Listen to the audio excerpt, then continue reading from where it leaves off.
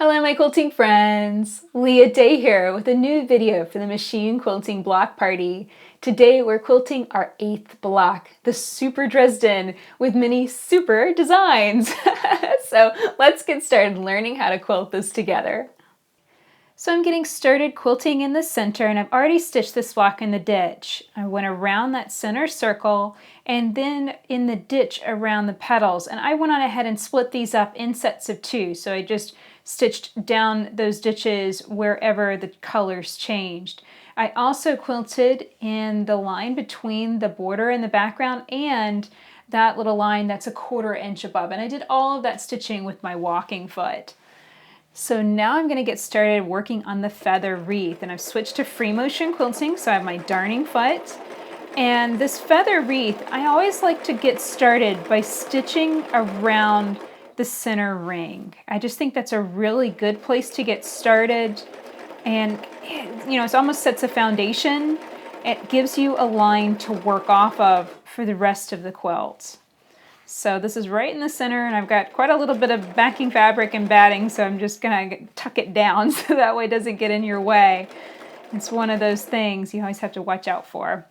And if it's not fitting in your machine, just remember you can always roll it up and stick your hand on top of it, and that'll work too. Okay, so now I'm gonna stitch up, and I think I'll do the inside feathers first. So I'm gonna stitch up to the next inside feather, swirl out, and I like to swirl up and out, but there's no wrong way to do it. I do think that you should always mark a feather wreath, and the reason is it's really hard to have the feathers curl this nicely and to have a seamless join unless they're marked.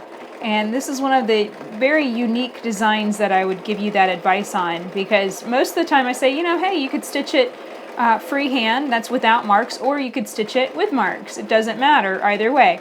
Feather wreaths are one exception to that rule, where I would say, if you want it to look good, go on ahead and mark it, because I've tried, and every time I try and stitch it without marking, it ends up really messy where the feathers come together. Because you can see how one nests into the next one, and unless you get started on the right foot, it's just not going to work out evenly, and the beginning and end will end up looking weird. So quilting this, I'm just traveling back, swinging out, stitching back down, trying not to overshoot, slow down a little bit as you near that center stem, and then I'm traveling back up, and then I swing out for the next one. Just like that. What I like about this style of quilting feathers is that you end up with the travel stitching consistently on the backs of each feather. So as I stitch out of here, you'll be able to see every feather looks the same. You can see, and it adds just a little bit of extra thread texture through here, through that part of the design, and I think that makes it stand out nicely. So now that I've finished the inside feathers, I'm going to move to the outside feathers. And I'm going to do this just the exact same way. I like curling up and out like that, in that kind of direction. But you might want to also try the opposite, which would be to come kind of out and then down. That's going to feel different. It really will. Let me try and, actually I'll just work backwards here. This just feels just a little bit less natural to me, but as you can see, that doesn't mean that I can't stitch it. It just kind of feels a little bit like walking backwards. That's the best way to describe it. I have to think about it a little bit more. So here I'm traveling back and then swinging out. And it's also a little bit tricky because I can't see when I'm stitching backwards, so that's part of it too, but it's not impossible. You really need to just play with it and pay attention to what feels the best. What feels the best to you, what feels the most natural, what gives you the best flow. And, also, if you're stitching it and you don't have to think about it at all, you probably already figured out what feels the best to you. It's whenever you have to really focus and concentrate, that's usually a sign you might want to try just another direction, another angle, another way of stitching that design, and see if that works better. So I'm just going to continue swinging out and down, quilting along all of these lines in the feather wreath, and I'll meet you back here when we're ready to tackle the petals next. Now I'm quilting over the petals, and we have two different designs to play with in this area. The first one is to stitch a petal shape, and then we're going to fill that space with echoes. So I start with the biggest one first, then travel stitch over. It's just an internal echo, stitching inside of it. And I realized when I was marking this block, I made a mistake, and I overshot just a bit. You can see here, I stitched right down to the tip of the petals. That's not really what I intended, but it's one of those things, you know, who really cares? You know, it doesn't really matter. Next time I probably would have cut out maybe a stencil.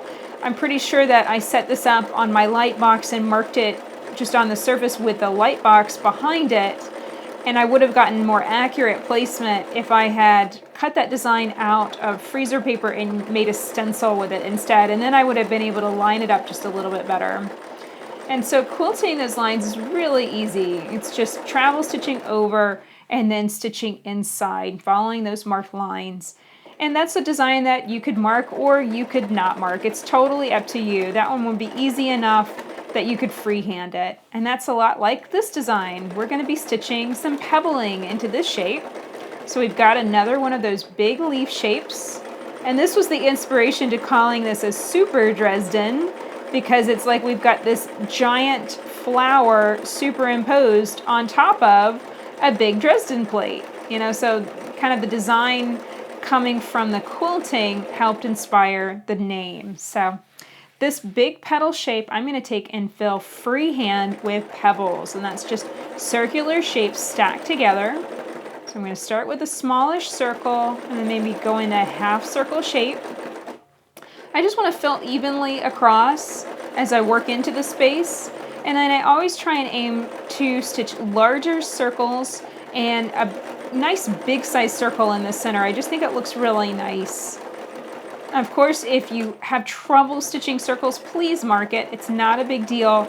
It's certainly helpful to have marks if you need them. So here I think I'm going to travel stitch along this one, and I'm going to swing out with the biggest circle I can fit in this space. And how I'm able to know, how I'm able to visualize this and do it without marking is I was visualizing the center spot, basically the center point of that circle. Is it a perfect circle? No, but that's what I was thinking about. That's what I was looking at. So if I was trying to put a circle into this space that filled it in perfectly, I'll be visualizing the center point somewhere about right there. And then if I'm thinking about that, then I'm just aiming to echo around it evenly.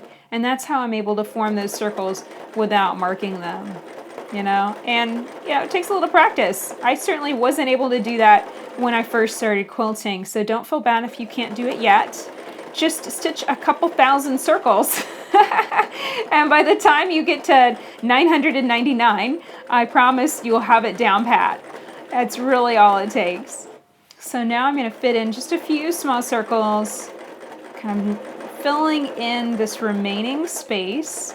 And when I have a weird area like this, the easiest and fastest way to fill it is just to do a gentle curving shape rather than trying to fill in with lots of little tiny circles.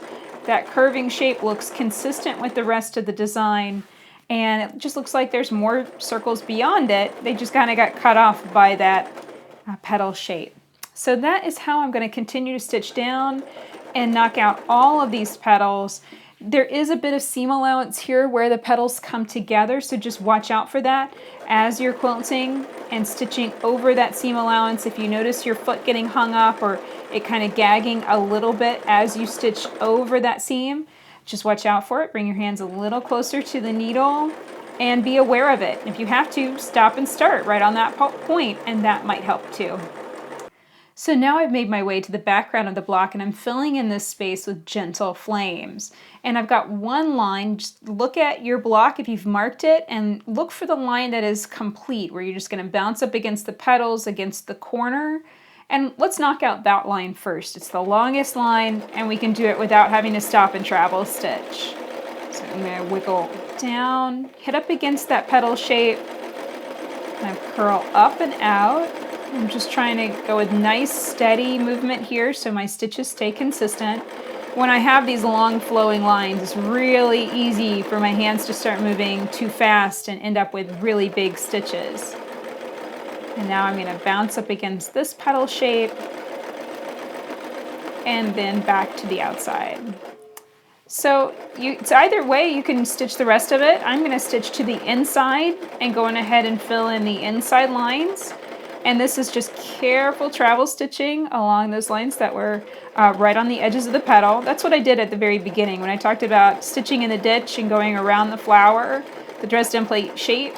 That was part of that stitching. You could also wait and do that right now before you did the gentle flames. It's totally up to you. So I'm travel stitching like that, and then I branch out and basically echo that initial starting line.